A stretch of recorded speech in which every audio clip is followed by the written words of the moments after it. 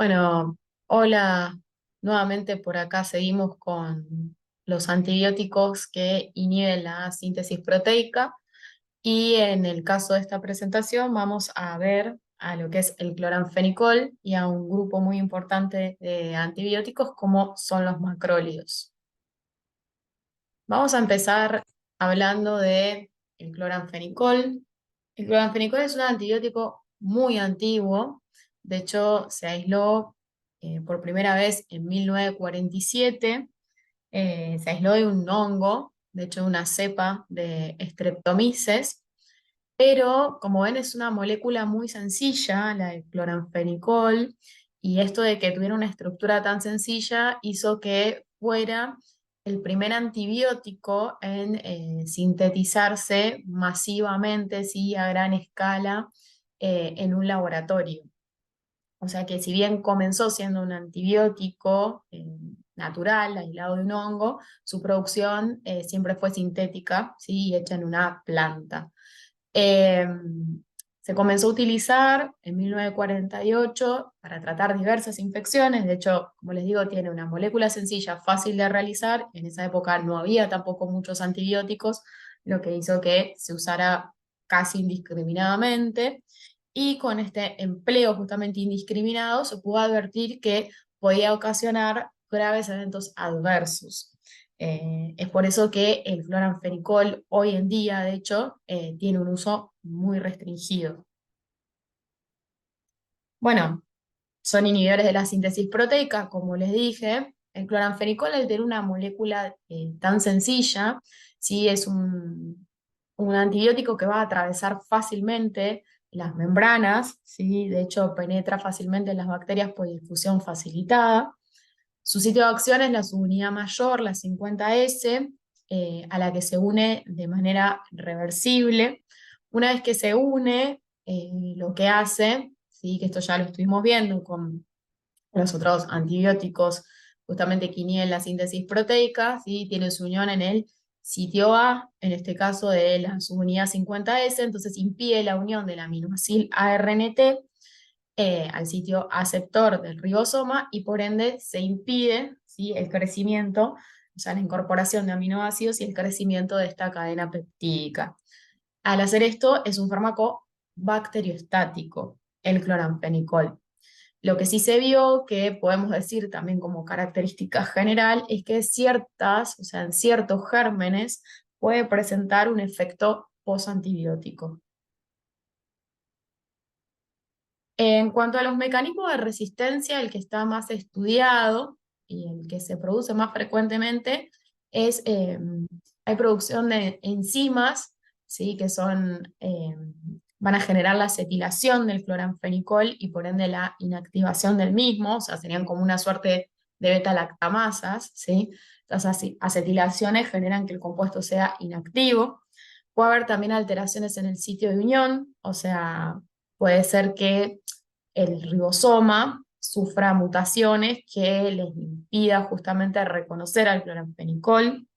Puede haber disminución en la permeabilidad de las, sobre todo, ¿no? De las paredes, de las membranas de las bacterias. Y puede haber también, mucho más raramente, mecanismos de destrucción activa una vez que el cloranfenicol ingresó dentro de la bacteria. ¿Cómo es el espectro del cloranfenicol? El cloranfenicol tiene una excelente acción sobre gérmenes anaerobios, por ejemplo, sobre lo que es Bacteroides fragilis, también sobre lo que es Clostridium, pero Clostridium perfringens, o sea, no Clostridium difficile. Va a actuar muy bien sobre gérmenes gram negativos, como Haemophilus influenzae, enterobacterias, como Escherichia coli, Vibrio coloreae. Eh, Tiene una excelente acción el cloranfenicol sobre lo que es Neisseria meningitidis. De hecho, se piensa que es en este germen donde, al tener un efecto posantibiótico, de hecho, podría llegar a alcanzar en algunos casos concentraciones bactericidas. Bueno, y después, dentro de lo que son también enterobacterias, Salmonella, Shigella, el género Brucella. Y gram positivos, actúa sobre algunos gram positivos, por ejemplo, los enterococos son naturalmente resistentes al cloranfenicol, pero sí tiene acción sobre streptococcus, como lo que es el streptopiógenes, el streptoviridans, el streptoneumoniae, y también sobre bacilos gram positivos, como es listeria. El cloranfenicol además va a actuar sobre espiroquetas, ¿sí? Como treponema, actúa sobre leptospira, sobre lo que es un género muy interesante como la actinomyces y también sobre rickettsias. De hecho, en mucha bibliografía podrían llegar a encontrar que esta acción que tiene sobre las rickettsias le podrían llegar a dar como el sello de que tiene un espectro amplio. Las rickettsias están como en el limbo, no son ni bacterias, ¿sí? O, no ni bacterias, pero digamos, están consideradas, ¿sí? Como gérmenes muy particulares, entonces podrían llegar a encontrar que es de amplio espectro por esto.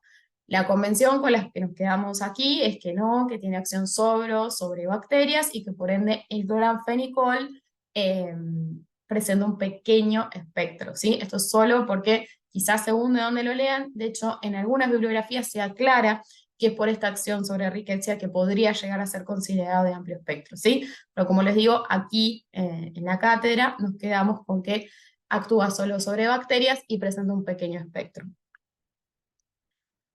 El cloranfenicol puede ser administrado por diferentes vías. Puede tener administración oral, puede tener administración tópica, ya sea esta en lociones, en cremas, para ser aplicado a nivel de la piel, o también puede venir, muy importante, en todo lo que sean gotas, gotas óticas, ¿sí? O gotas oftálmicas. De hecho, los oftalmólogos usan mucho este antibiótico.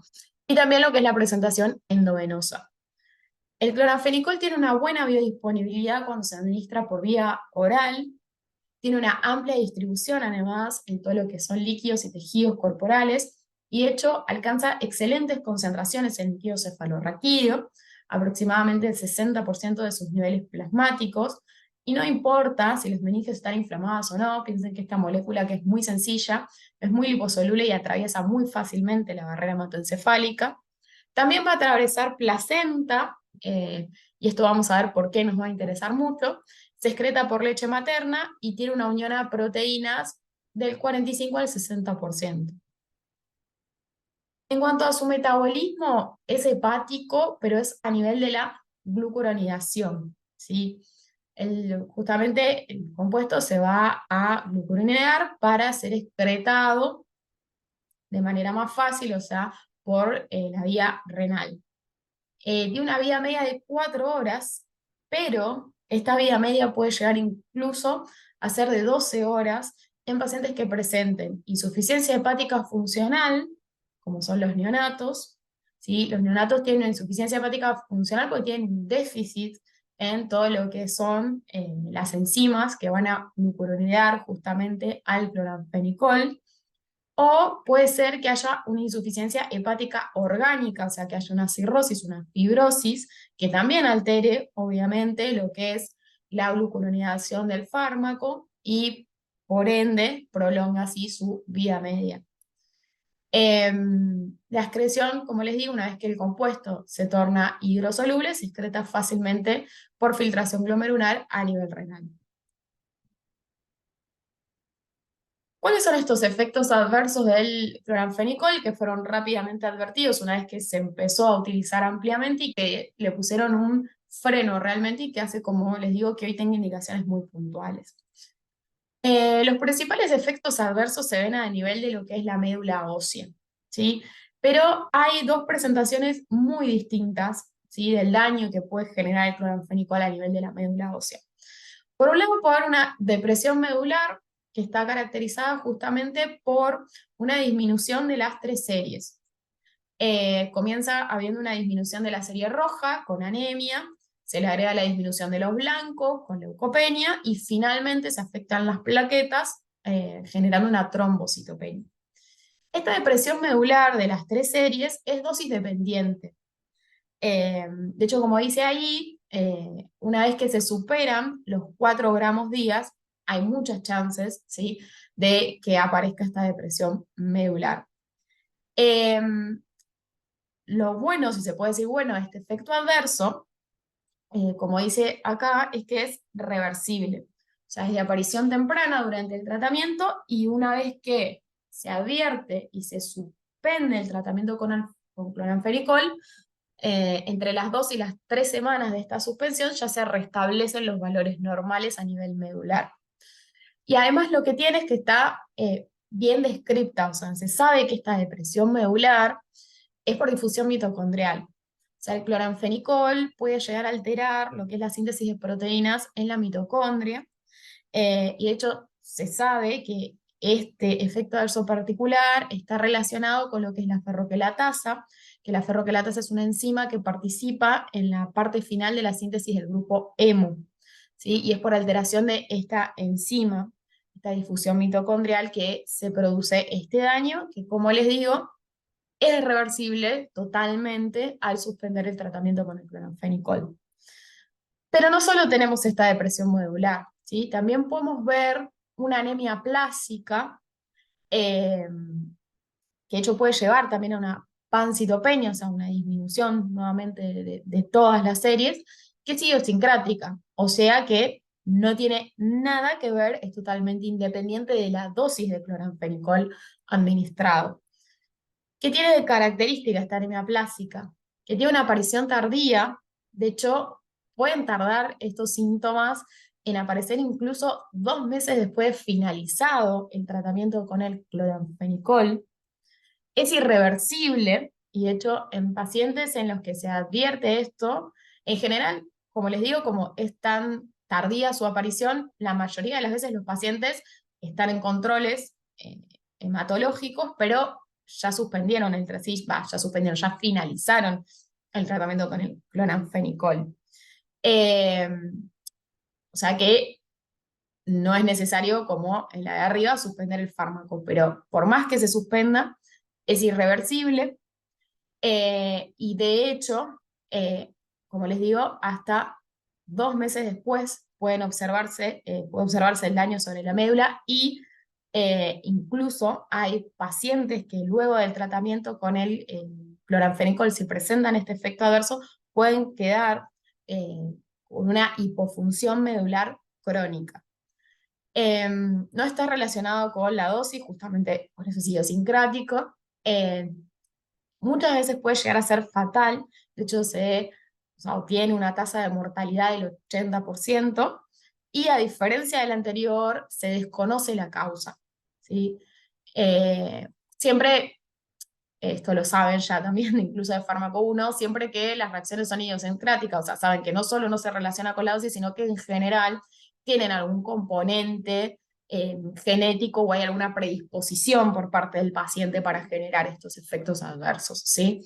Pero bueno, obviamente, por estos dos tipos de efectos adversos que produce el cloranfenicol a nivel de la médula ósea, es que hay que realizar controles hematológicos, ¿sí? Permanentes.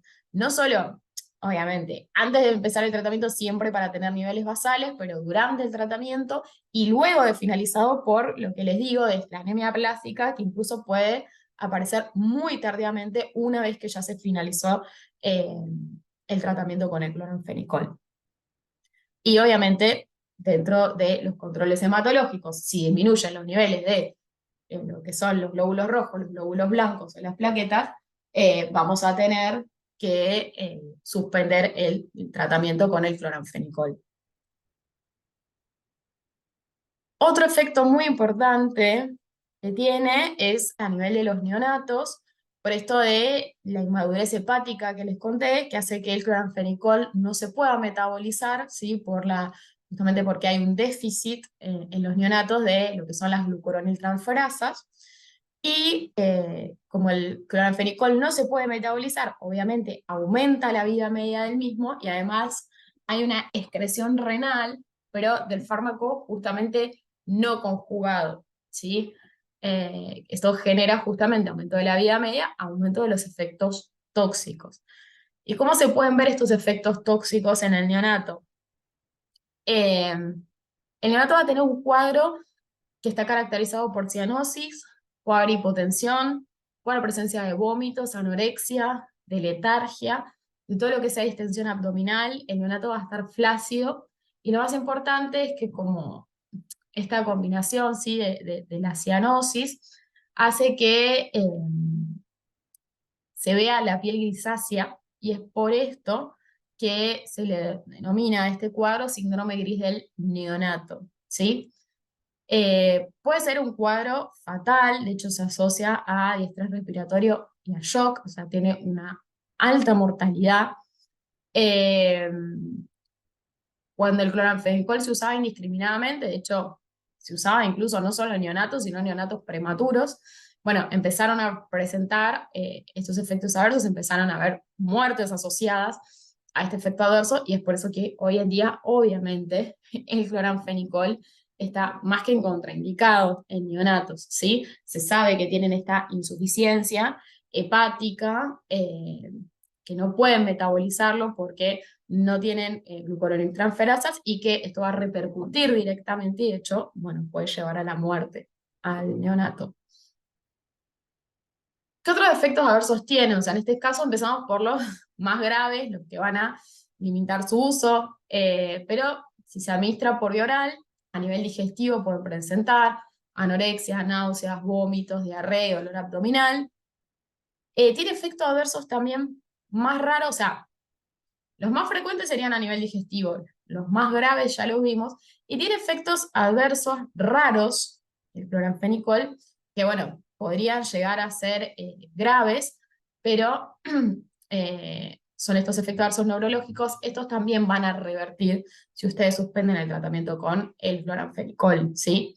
Puede generar neuritis óptica por una afectación, ¿sí? De las células, producen atrofia de las células ganglionares a nivel de la retina.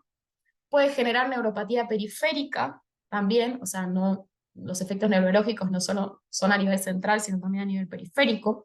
Puede generar lesión del octavo par, eh, y esto, o sea, se ve con la administración tópica o sistémica, o sea, no está relacionado estos efectos con la vía de administración.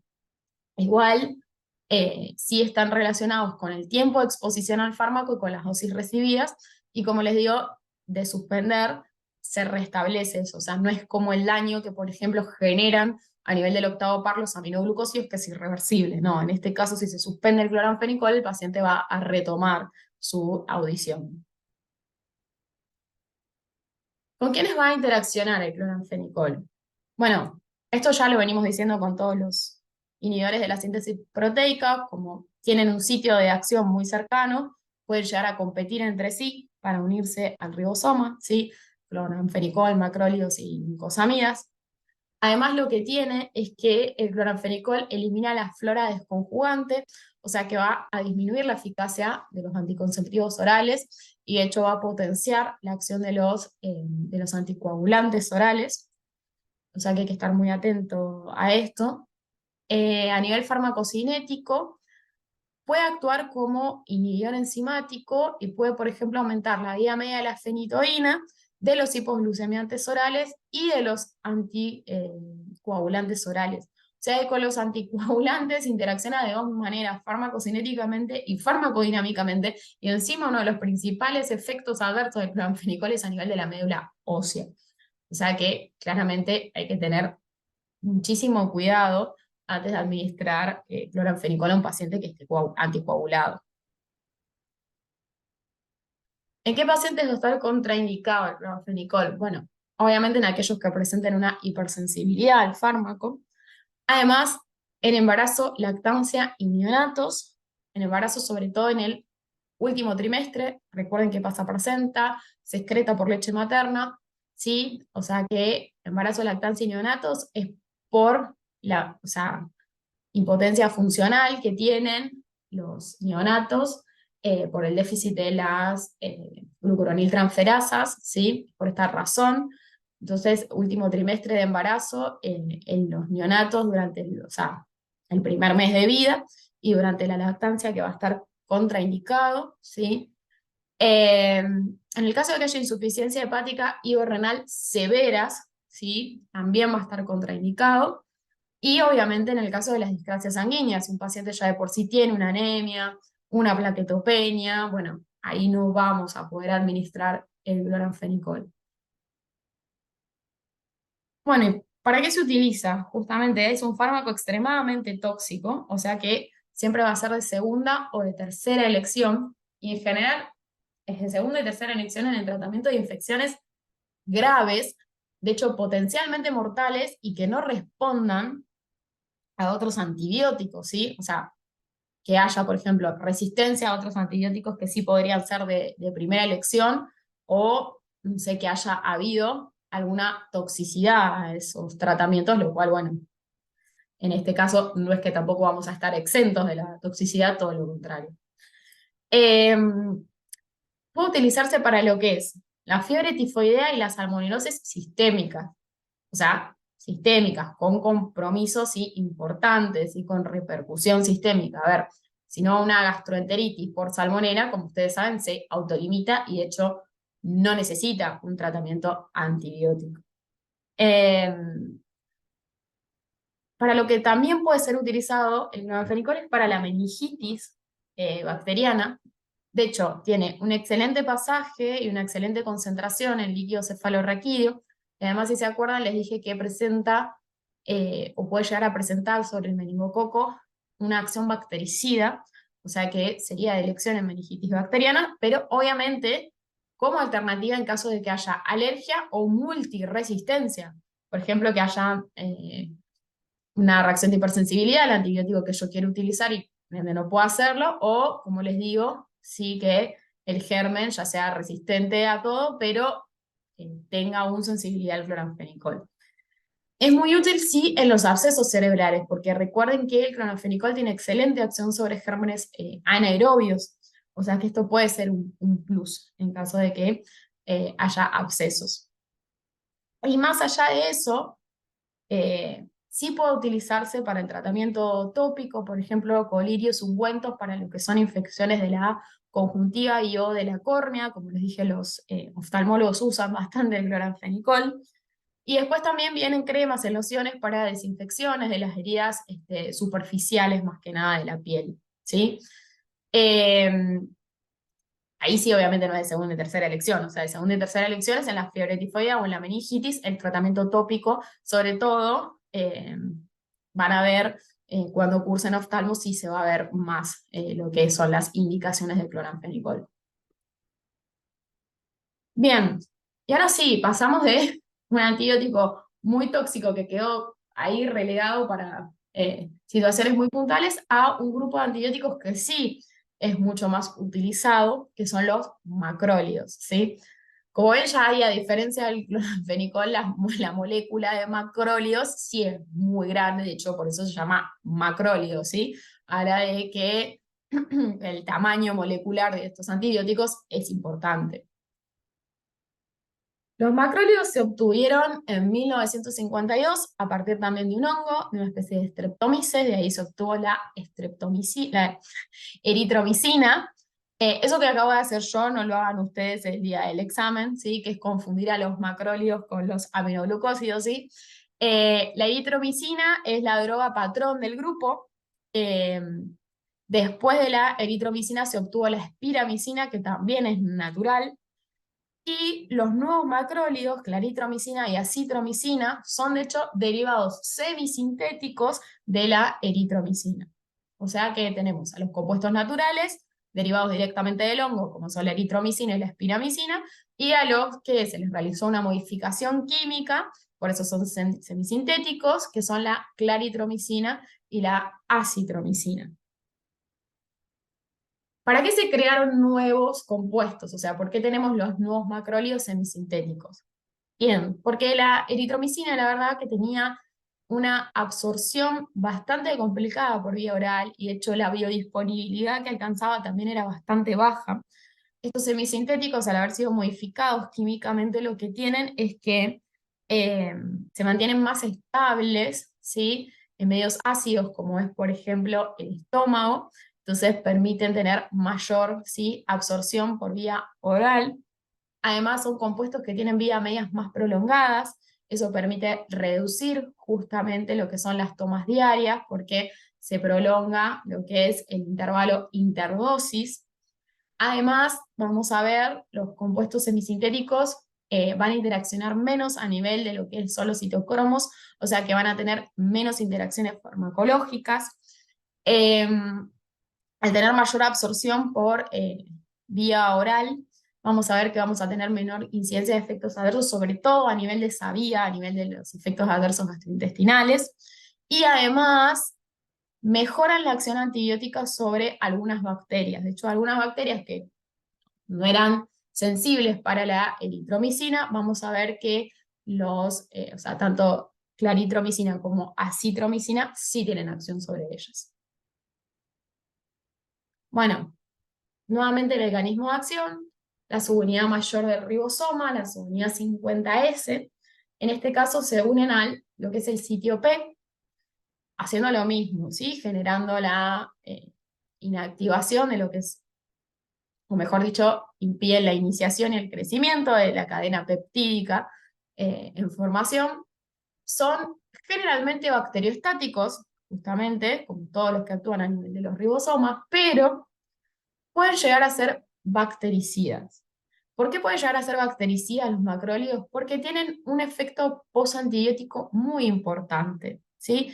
Y este efecto posantibiótico importante permite que dentro de ciertos gérmenes se concentren, ¿sí? Y que esa concentración justamente eh, sea bactericida.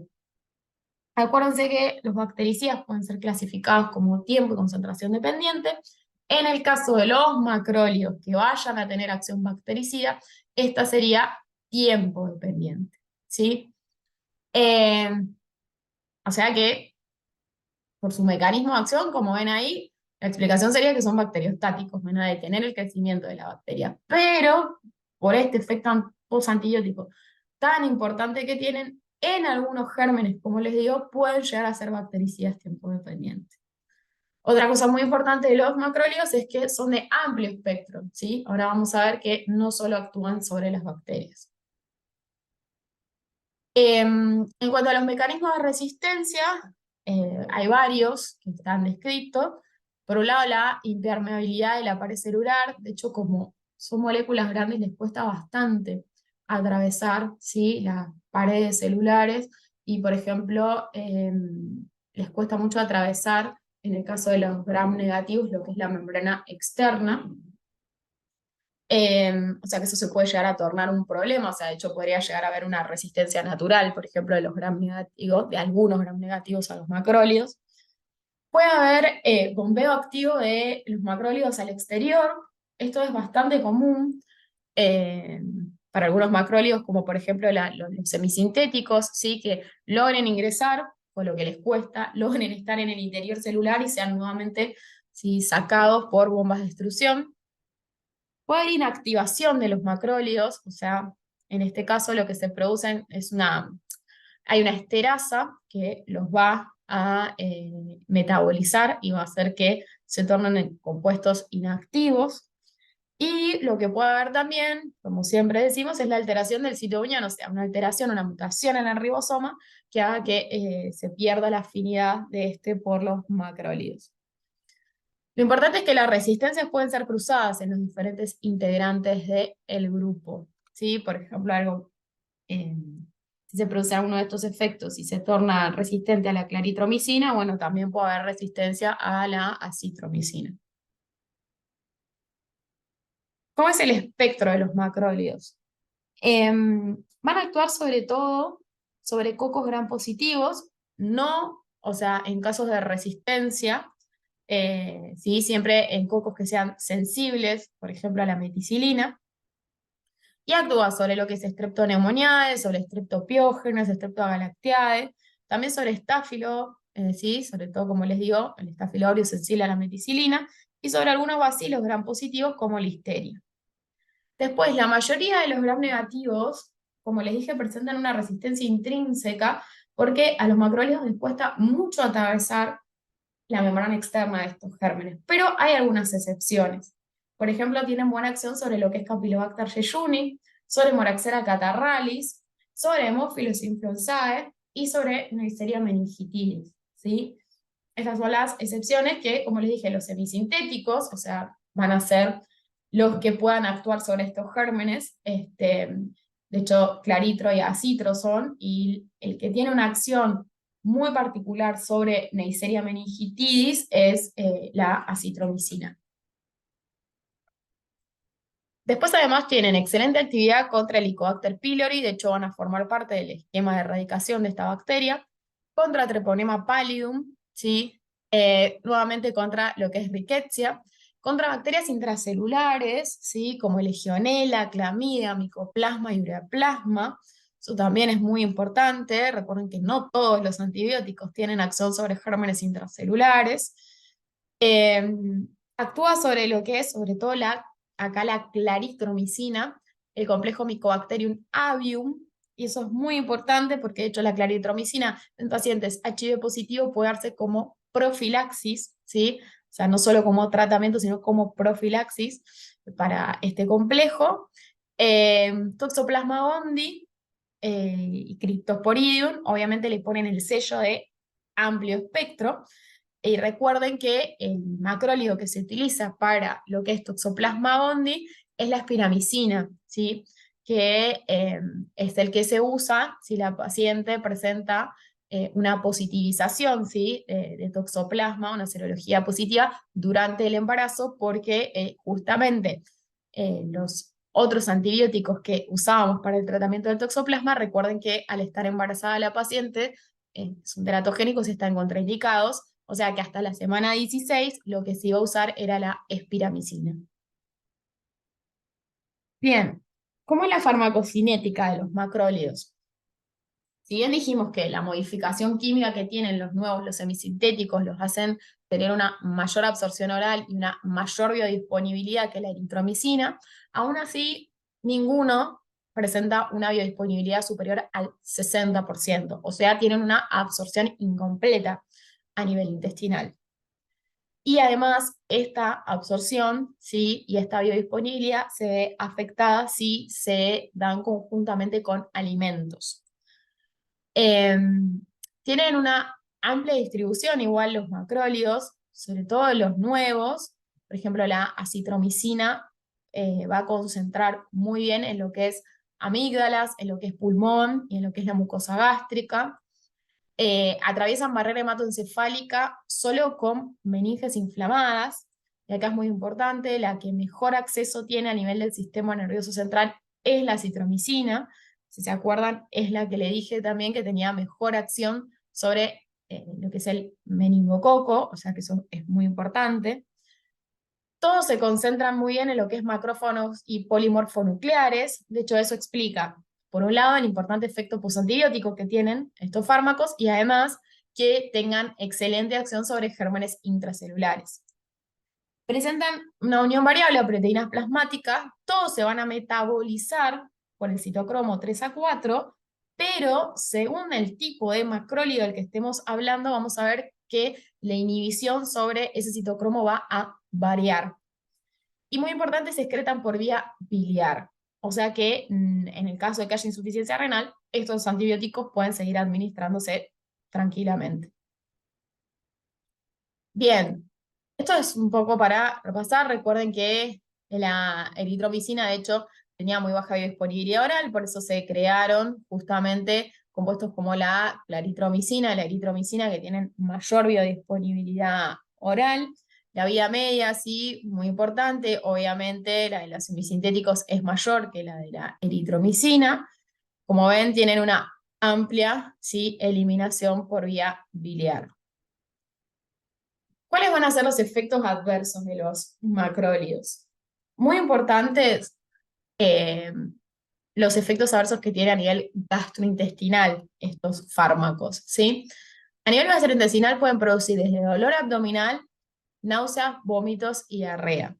Los macrólidos son antibióticos, pero además tienen un efecto a nivel digestivo prokinético, o sea que aumentan, ¿sí? Lo que es por ejemplo, la velocidad del vaciamiento gástrico, ¿sí? Aceleran el tránsito intestinal y es por eso que pueden generar, bueno, vómitos, diarrea. Se piensa que este efecto prokinético importante que tienen los macrólidos está relacionado con que en niños ¿sí? Pueden producir directamente una hipertrofia del píloro, que de hecho es uno de los efectos a tener en cuenta porque vamos a ver que costo, riesgo, beneficio, bueno, en niños los podríamos llegar a usar, pero siempre atentos a este efecto adverso que se podría llegar a producir. Además, bueno, puede haber reacciones de hipersensibilidad, manifestadas por fiebre, eosinofilia, erupciones cutáneas. Eh, Dentro de lo que es el hígado, pueden producir colestasis hepática, ¿sí? O sea, aumento no solo de las transaminasas, sino también de la bilirrubina. Y lo que les decía, en niños se puede ver esta estenosis hipertrófica del píloro, así que hay que estar muy atentos. Como les digo, no es una contraindicación absoluta para su uso en niños, pero de ser utilizado vamos a tener que prestar mucha atención. En cuanto a los efectos adversos a nivel hepático, suspenden una vez que, o sea, revierten una vez que se suspende el tratamiento con los macrólidos. A nivel de lo que es el oído, pueden generar hipoacusia, sobre todo cuando se administran en dosis altas o en personas de edad avanzada o con alguna insuficiencia renal. Igual, nuevamente, la ototoxicidad es reversible, ¿sí? Pueden además, y esto sí es muy importante, prolongar el QT. Son de hecho uno de los antibióticos con los que está más asociada esta prolongación del QT, o sea que pueden llegar a causar arritmias, ¿sí? En pacientes que ya tengan alguna alteración o en pacientes que estén consumiendo algún antiarrítmico, ¿sí? O algún otro fármaco que también vaya a prolongar el QT. Por vía endovenosa son muy irritantes, bueno, como ven por vía oral también, o sea que pueden causar tromboflebitis. Como ya les fui adelantando, todos esos efectos igual son reversibles al suspender la administración de los macrólidos. Y en el embarazo son todos categoría C, excepto la espiramicina, que es categoría B y que por eso es la que se puede utilizar en el caso de la toxoplasmosis congénita. ¿Sí? Pero bueno, eh, sea, si te tienen que quedar con algo de todos estos efectos adversos, eh, más allá de que es muy importante que son todos reversibles, por algo les puse esto, ¿sí? Estos van a ser los más frecuentes, o sea, a nivel del aparato gastrointestinal, es muy importante prestar atención, ¿sí? Porque van a prolongar el QT y podemos llegar a tener interacciones acá. Bien, hablando justamente de las interacciones. Farmacodinámicamente, sí, obviamente con antiarrítmicos, con otros fármacos que prolongan el QT, pueden causar arritmias graves. Van a reducir la eficacia anticonceptiva y van a aumentar las hemorragias si se coadministran con los anticoagulantes orales por la acción que tienen a nivel de la flora intestinal. O sea que siempre que una mujer esté recibiendo anticonceptivos orales y va a recibir un macrolído, se le indica método de barrera. Además, como siempre, recuerden que van a competir los macrólidos con el cloranfenicol, con las nicosamidas, porque tienen un sitio de unión muy cercano. Como son antibióticos bacteriostáticos, van a reducir el efecto bactericida de betalactámicos y de aminoglucósidos. O sea que hay que tener cuidado, o sea, de no administrar, por ejemplo, conjuntamente ninguno de estos antibióticos con los macrólidos. Y como son proquinéticos, los proquinéticos propiamente dichos, o sea, los fármacos que se usan a nivel digestivo para esto, van a aumentar sus efectos adversos a nivel gastrointestinal. Vamos a pasar a las interacciones farmacocinéticas. Les dije que todos iban a interactuar con el citocromo 3A4, pero que lo iban a inhibir en distintos grados, ¿sí? Entonces, tenemos fármacos como la eritromicina, que pertenece al grupo 1, y son fármacos que generan una importante inhibición sobre este citocromo. Tenemos a la claritromicina, ¿sí? Que pertenece al grupo 2, o sea que la claritromicina tiene cierta inhibición sobre el citocromo.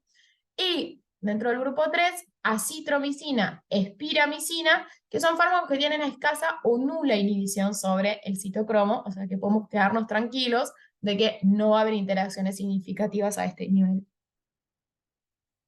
¿Qué es lo que sucede con los macrólidos del grupo 1? Que como ven es la eritromicina.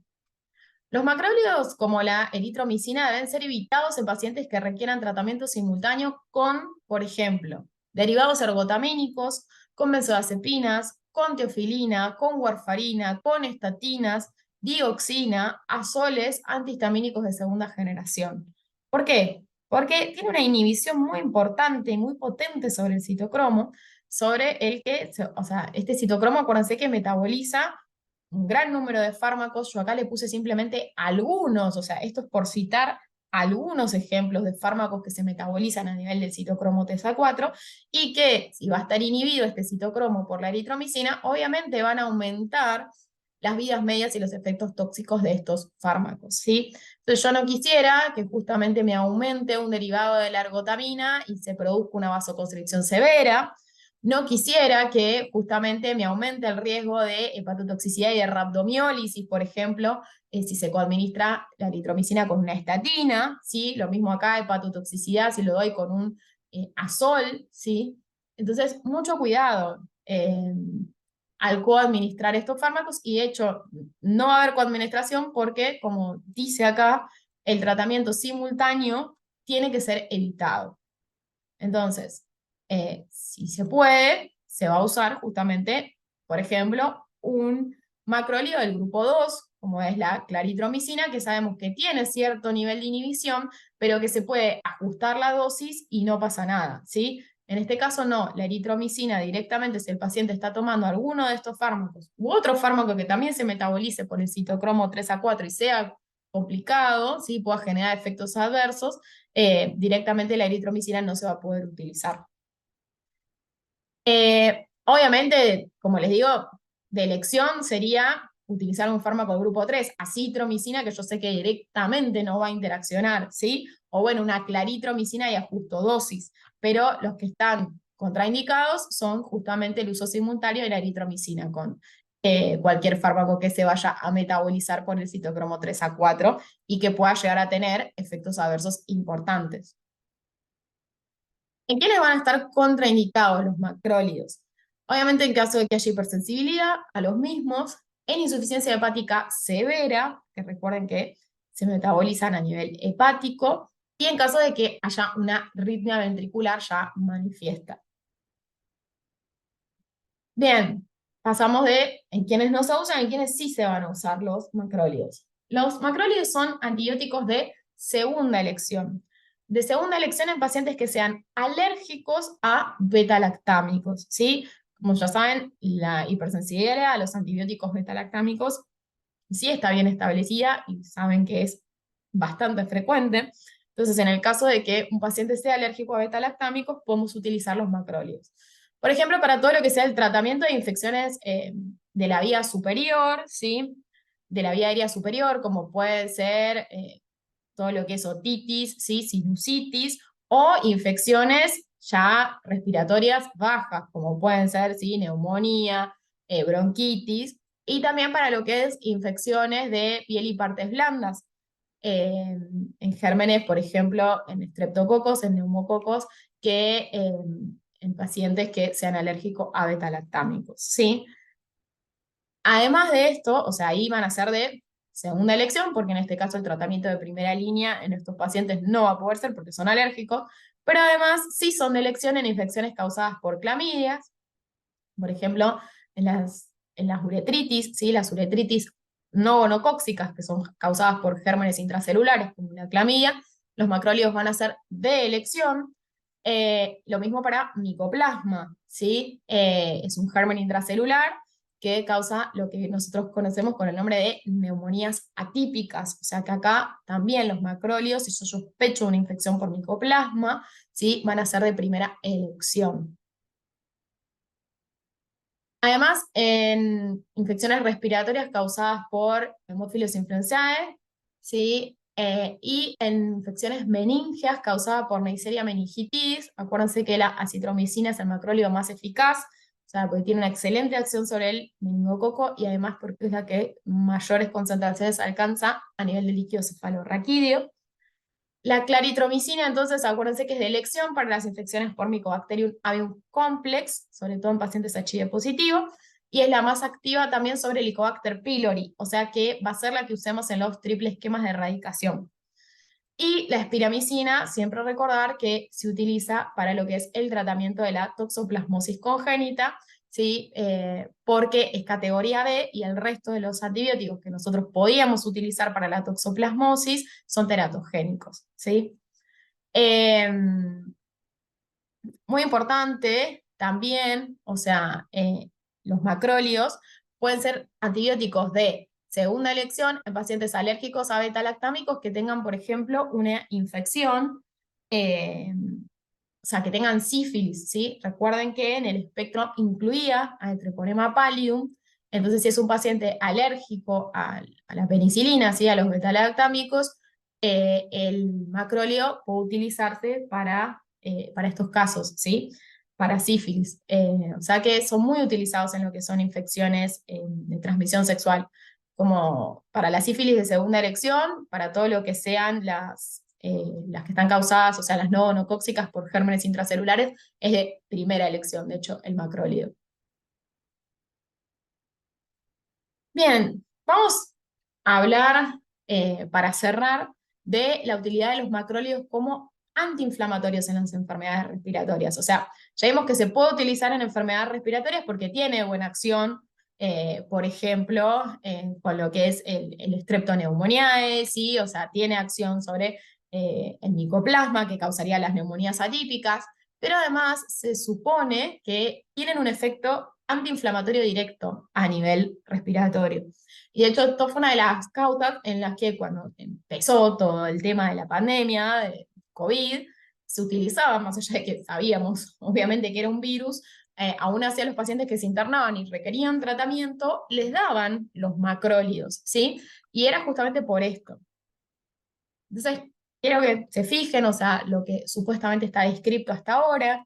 Los macrólidos van a producir menor secreción de lo que es el moco, además producen mayor elasticidad y lo que es, o sea, fomentan todo lo que es el movimiento ciliar para eliminar este moco.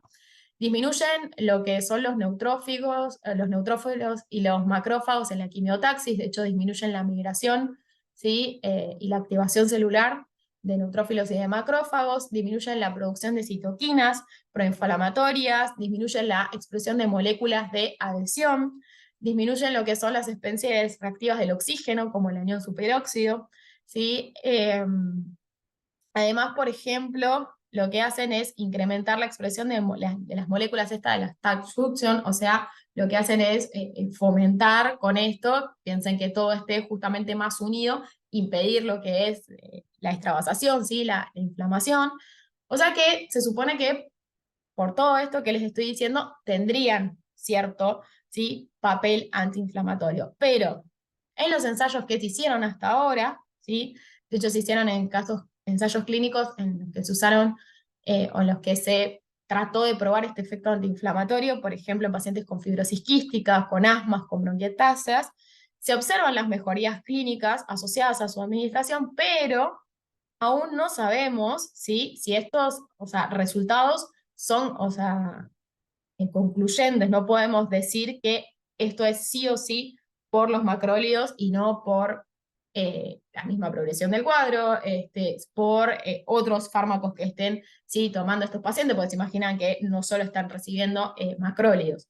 O sea que se supone que tienen un aparente beneficio clínico, pero necesitamos todavía realizar más estudios, ¿sí? Para obtener, o sea, resultados concluyentes. Pero ya esto lo introduzco así como para que sepan, no solo tienen acción antibiótica, sino que, de hecho, todo esto que les dije está, ¿sí? Probado y se vio y favorecería un cierto efecto antiinflamatorio de los macrólidos.